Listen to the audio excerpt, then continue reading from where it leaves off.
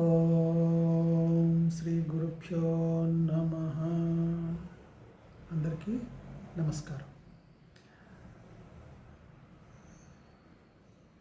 We see in the world good people,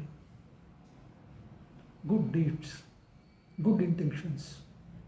So we hear a lot about good things, good deeds, all that. So now let us examine what is this goodness. As per the sages, one of the knots of ignorance is goodness and virtue. These are the fourth and five knots of ignorance.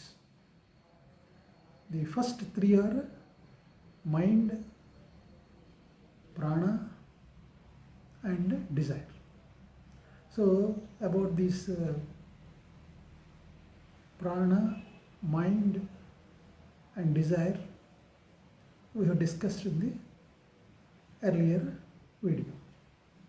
Now let us examine and discuss about what is this goodness and virtue. See, I am good. My intentions are good. My deeds are good. I am very pious. So, I may be doing all that is good in my view. But, so in everybody's view, a thief thinks stealing is his profession. So he is doing it to feed his family because it is his profession. And that is one of the arts in the 64 arts enunciated in the scriptures. So what is wrong with it? So he feels he is right. So even goodness even is also to be good, to be called as a good human being, to live as a good human being, to live the world as a good human being. It is also a desire for accumulating the goodness. So accumulation of anything is ignorance, and it will not help us to realize who you are. It becomes an obstacle. So it is like this. A goodness, I am fasting, or I am giving charity. So the goodness of being saintly or being religious is no doubt it is spiritual, but you are bragging yourself that I am fasting. I mean to say, you advertise yourself and you want to show the world that you are a very pious man, a good man. You follow all the rituals, you follow all the scriptures. So to exhibit yourself, you say that I am fasting and all the days which are prescribed as very pious. But the point is, whatever you accumulate, it is only to feed the ego.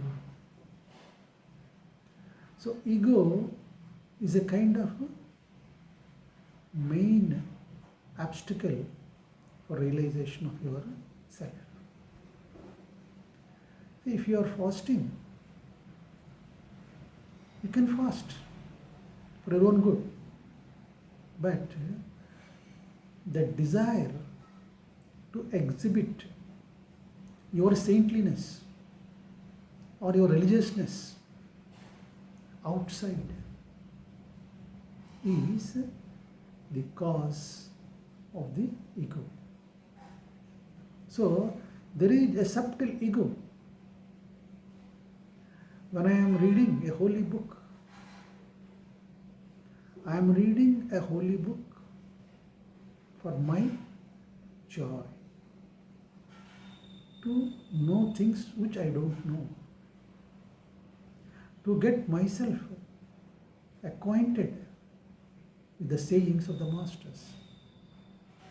It is only purely personal. It need not have any exhibition.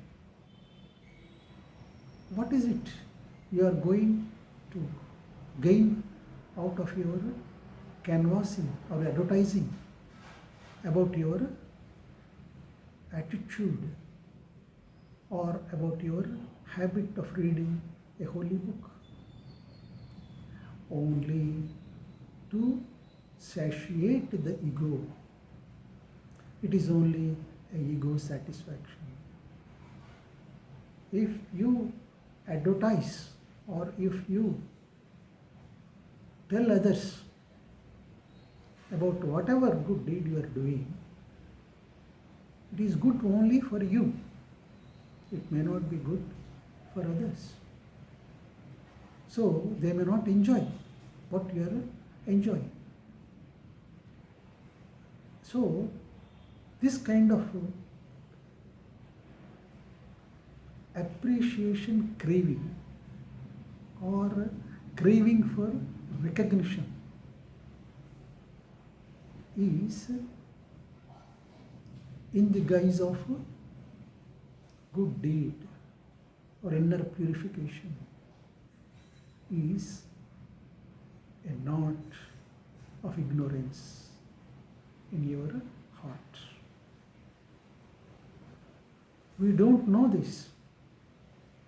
We feel we are very pious and people are afraid. Even your own family members are afraid to point out what you are doing because they are afraid. In the eyes of the world, you are doing a pious act, but you are causing pain to your family and friends in and around you because they may not relish the things which you are doing. Do it. Definitely, they are good deeds. They give satisfaction, they give joy, but do it for yourself. Enjoy yourself. Realize yourself. That is your journey. If anybody comes, welcome. Share your joy with like-minded people, but not with all the others who are not interested in your journey. So, in this regard, there is a Zen master, Rizai. He was a very pious man. So, often he used to do certain things which are very common and which are very ugly also at times. Appear to be ugly. They are not ugly but appear to be ugly for the common people. So his disciples asked him, see, you are such a pious man all through, but why do you behave like that at times? What is the reason? Then the master said, See, I may be good, but at the same time, I don't want to be superhuman, that I am above all the common people. So, a teacher should see that his disciples will be able to laugh on his back. Then only he is a good master and teacher. Because they also feel he is also like us, a human being. He is not a superhuman. He is subject to all weaknesses what we have. So, if I am superhuman and if I am always appears to be very pious and good in all the things what I do, then people are afraid to approach me, to talk to me. I will become a heavy rock on the common people. That is why I am equally human. I am not superhuman. That's what he said to his disciples. There is another Sufi mystic by name Bayajid. So, the Bayajid, this mystic, along with his disciples, he was going on a pilgrimage, and it was the period of Ramjan, a fasting time for certain period. So, when he was going on that pilgrimage, he was resting in one village, and the next morning he was going to another village. So, one disciple from that village has come and told the master that, Master, there was one tailor in our village who is very poor, but he is very fond of you, devoted to you very much. So he want to host a lunch for you and all of your disciples. On this great occasion of the master's arrival, he has invited all the villagers for this feast of lunch. So, for this purpose, since he was very poor, he sold away all his belongings only to feed you, the disciples, and all others on this great occasion. So, please have the lunch, otherwise he will be hurt. Master said, okay, I'll come. So next day, he went there to that village. That devotee tailor has invited him for the lunch, and the master, along with his disciples, attended and had a feast of the items he served, which were very delicious, and all others also have participated. But his disciples were very much in agony, because during that period their vow to undertake the fast was interrupted. So they felt very bad. But because of the master's command, they could not say no. So after the everything is over, they approached the master and told him, "Why did you do like this? We were unable to disobey your command, but we were very much disturbed because we were on the fast during this pilgrimage. We took a vow, but you made us to break that. Please tell us what had happened." Then the master told them, "See, my dear disciples, the tailor is an ardent devotee of the God, of the divinity.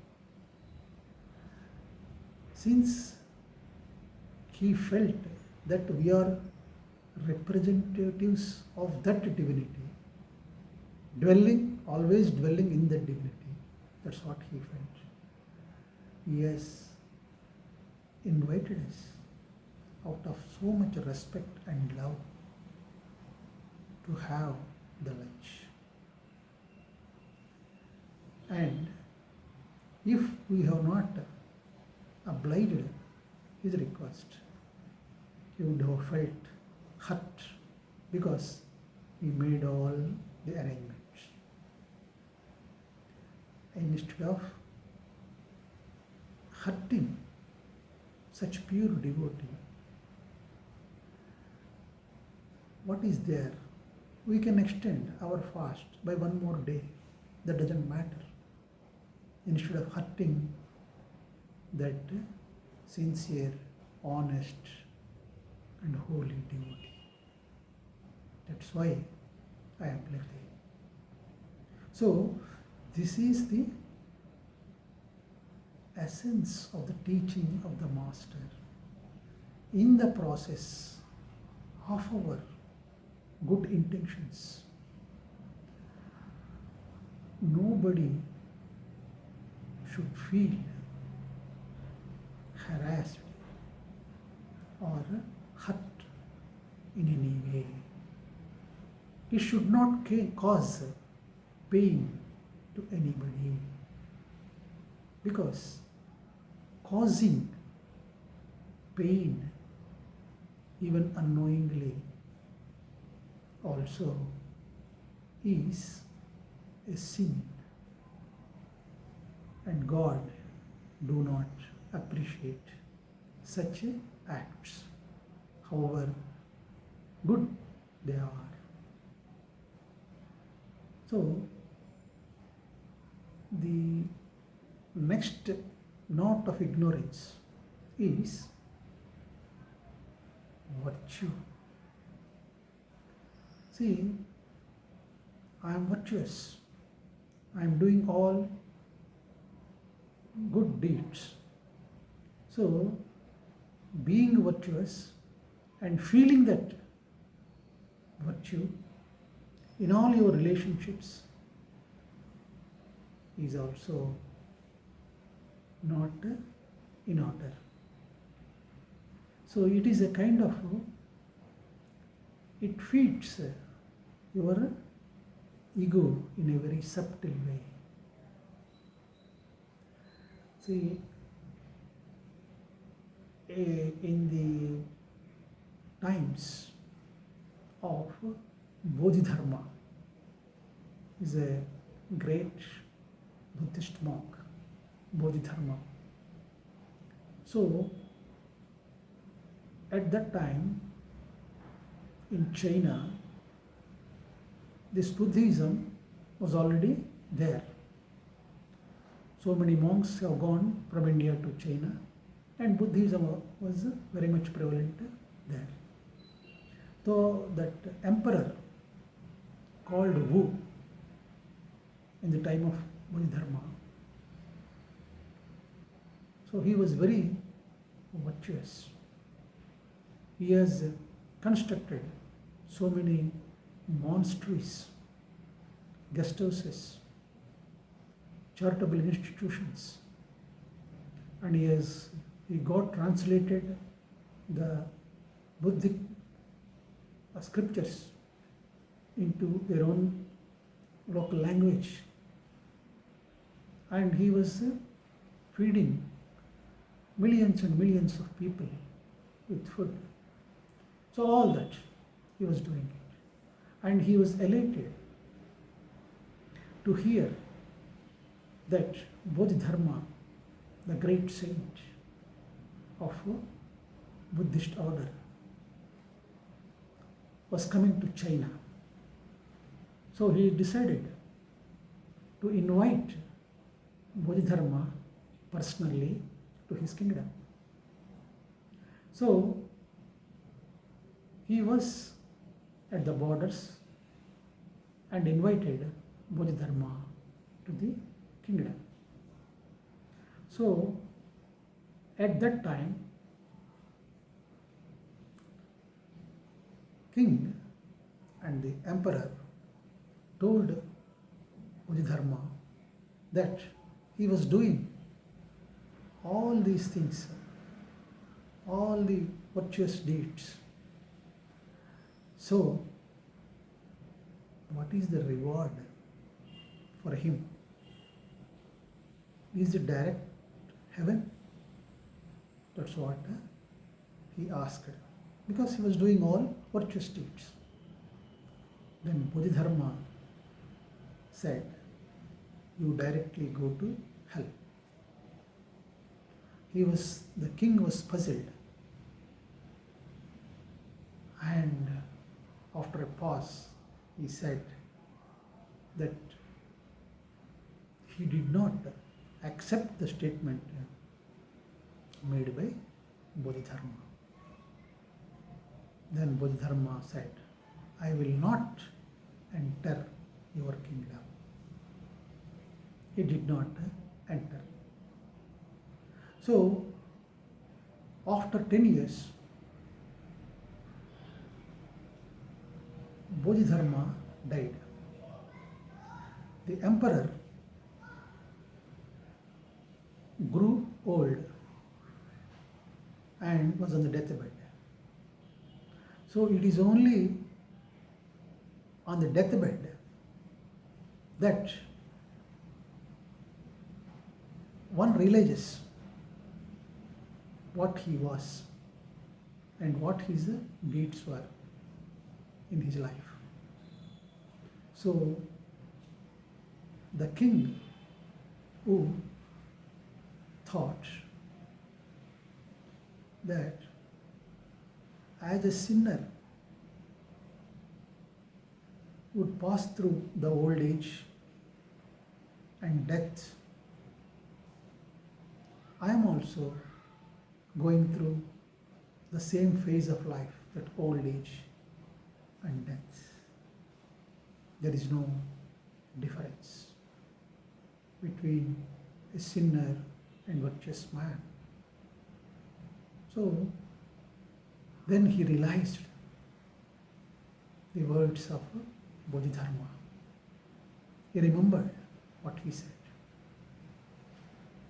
So he sent his people to get Bodhidharma to him. But by then, Bodhidharma died. So his people went and come to know that Bodhidharma already died. But Bodhidharma told his disciples before he was departing the body that one day that Emperor Wu will send his people at the time of his death here. Then you show him what is there on my grave, address it to him.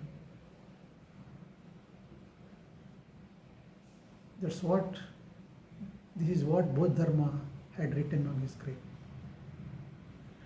My dear king, we have done all virtuous deeds, no doubt, all good deeds, but please let go of all those deeds. Once you do it, then definitely heaven is not too far for you. So that was the message Bodhidharma has given to the emperor. The point here is, like a rich man accumulates riches, but he is looked down by the world. He is not appreciated because he accumulated wealth for his own sake. So what a great thing in it. That's what, and he will be looked down by the world. A spiritual man accumulates knowledge of all the things, of all the holy books, of all the scriptures, and everything. No doubt. It was a pious act. It's a good deed. And he will be appreciated by all, by the world and by all the people. But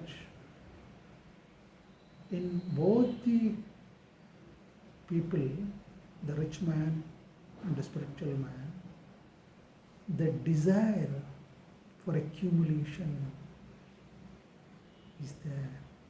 Because of the desire for accumulation, he has accumulated wealth, and this man has, spiritual man has accumulated all the knowledge. So the attitude of desire to accumulate has to be renounced. You have to overcome the desire for accumulation. You live on your own terms. You live for your own self. When you realize your own self, see, these are all the subtle knots in the heart. So unless you untie them, you will not be able to attain the self-realization. See, this, when they are there, your subtle ego identifies with the nature of those knots. So this forms a kind of what we hear, Linga Sarira. Linga Sarira is, it consists, Linga Sarira consists of these 5 subtle elements. What is there? What are they? Mind, prana, desire, good intentions, sattva guna, and then virtue. So these are all very subtle, but they are the cause of the ego. So ego is our ignorance. So because of these subtleties of the nature of these elements, we get identified with them. So the identification is ignorance. So we have to untie these knots of ignorance. How can we identify when we are with them? That is why we have to maintain a distance. Unless you maintain a distance from your anger, you cannot understand your anger. So similarly, unless you maintain a distance and observe these subtleties, we will not be able to overcome them. So that maintenance of distance is called witnessing. So when you witness, your doership drops away, your identification drops away.